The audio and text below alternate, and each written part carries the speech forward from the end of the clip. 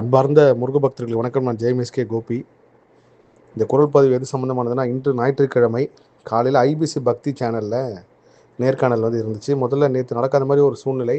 ஆனால் வள்ளியூர் போகிறதுக்கு முன்னாடி நிறைய விஷயங்களை பதிவு செய்யணும். அதில் முக்கியமான ஒரு விஷயமா பங்குனி உத்திர வழிபாடும் சிறுவாபுரி ரகசியங்கள்னு சொல்லி நான் முருகர் ஆராய்ச்சியிலே கடந்த 3 மாதங்களாக நான் திரட்டின எல்லா விஷயத்தையும் பதிவு செய்யணும்னு சொல்லி போய் கிட்டத்தட்ட பல தடங்கல்கள்.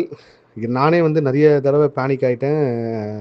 திடீர்னு நல்லா தான் காலையில் போனேன். நானே எனக்கு உடம்பு சரியில்லை, 101 டிகிரி ஜுரம்.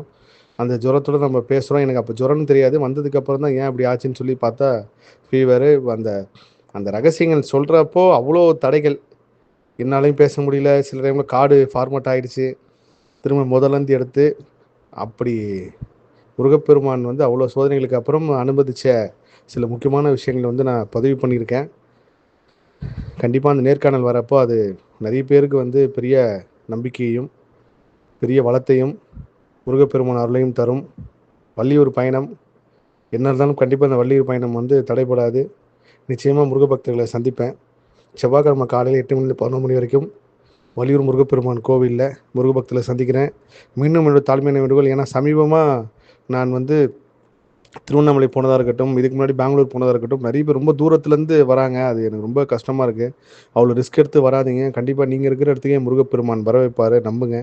நானும் அதை நம்புகிறேன்.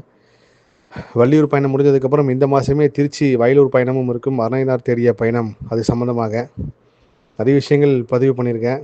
எல்லா புகழும் முருகனுக்கே. நன்றி.